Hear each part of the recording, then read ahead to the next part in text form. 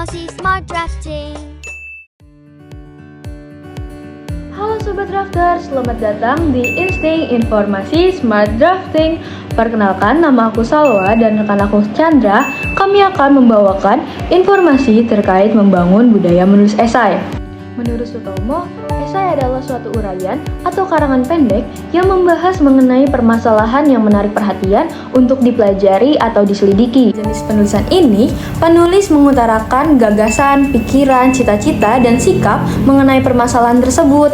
Esai adalah bentuk tulisan singkat yang mencerminkan pandangan atau pemikiran pribadi penulis tentang suatu topik. Esai dapat menggali ide, argumen, atau refleksi secara mendalam dan seringkali mengajak membaca untuk mempertimbangkan sudut pandang tertentu.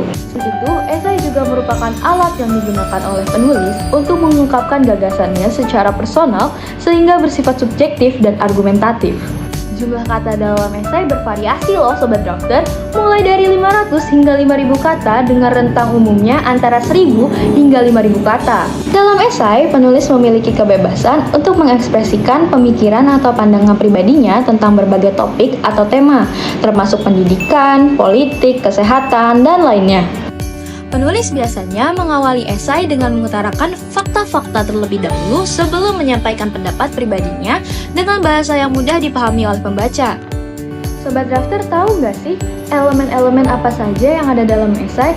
Yang pertama, ada pendahuluan, di mana di dalam pendahuluan, penulis memperkenalkan topik yang mampu menarik perhatian pembaca, lalu memulai esai dengan membawa pembaca ke dalam topik yang akan dibahas. Hal ini bisa dilakukan dengan menyajikan fakta menarik, anekdot, pertanyaan, atau pernyataan kontroversial yang memancing minat. Selanjutnya, penulis mengemukakan pernyataan tesis atau tujuan tulisan dengan menjelaskan dengan jelas tujuan atau pandangan penulis terkait topik yang akan dibahas di dalam esai. Pernyataan tesis ini berfungsi sebagai panduan pembaca tentang arah tulisan. Oke, kita akan berlanjut ke bagian yang nomor 2, yaitu adalah tubuh esai. Nah, si tubuh esai ini itu sering disebut sebagai body.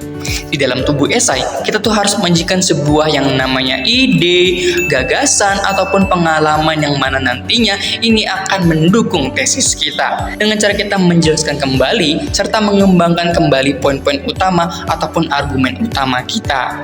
Hal ini tuh bertujuan agar pesan yang disampaikan itu bisa efektif. Lalu di tubuh esai juga terdiri dari beberapa paragraf, yang dimana hal ini tuh berfokus pada subtopik tertentu. Dengan cara kita membagi tubuh esai menjadi beberapa paragraf, yang dimana paragraf itu akan membahas sebuah subtopik tertentu yang akan membantu topik kita nantinya. Nah, hal ini tuh membantu pembaca untuk memahami setiap aspek secara rinci. Oke, kita akan berlanjut ke bagian yang terakhir, yaitu adalah sebuah kesimpulan atau conclusion. Di dalam kesimpulan ini, kita harus merangkum poin utama dan memberikan kesimpulan terhadap tesis yang sudah kita buat. Dengan cara kita menyusun kembali poin utama ataupun argumen yang telah kita buat sepanjang esai.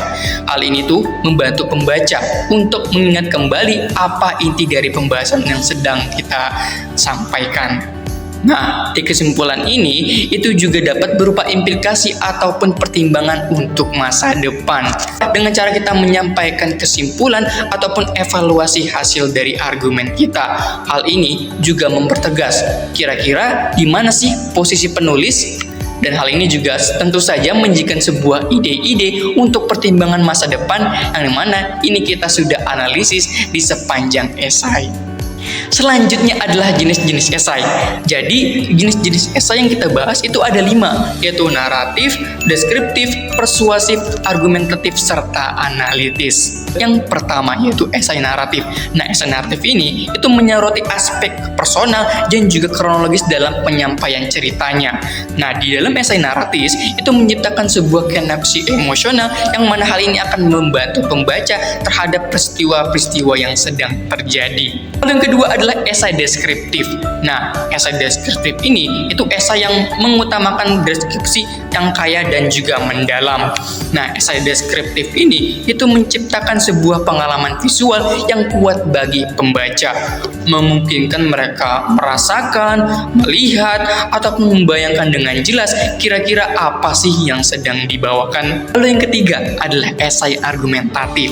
Nah, di dalam esai argumentatif ini, itu kita menggunakan argumentasi yang kuat, yang mana dilampirkan dengan dukungan, serta bukti, dan juga hal-hal lainnya yang dapat memperkuat narasi kita. Di dalam esai argumentatif kita ini, itu bertujuan untuk memengaruhi atau meyakinkan pembaca tentang pandangan dari si penulis ini. Lalu yang keempat adalah esai persuasif. Nah, esai persuasif ini itu menunjukkan strategi persuasif yang sangat cerdas dan menyajikan sebuah bukti dukungan yang sangat kuat.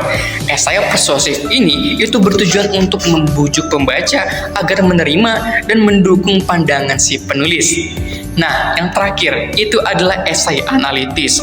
Nah, esai analitis ini itu menganalisis topik tertentu, yang dimana topik ini dianalisis secara mendalam dan juga menguraikan kira-kira hubungan antara ide serta konsep yang disajikan. Di dalam esai analitis ini itu menciptakan pemahaman yang lebih mendalam dan juga lebih kaya. Esai analitis itu membahas sebuah masalah yang mana ini akan membuka pintu untuk membuka wawasan yang luas serta kritis. Nah, Sobat Drafter, kira-kira itulah sekilas materi tentang esai. Semoga sedikitnya informasi ini itu bisa bermanfaat untuk kedepannya. Untuk informasi menarik lainnya, tolong stay tune di akun sosial media Elisi Eva Huntirta. See you next video dan salam be a good drafter. Barung pelatuk makan selasi, cukup sekian dan terima kasih.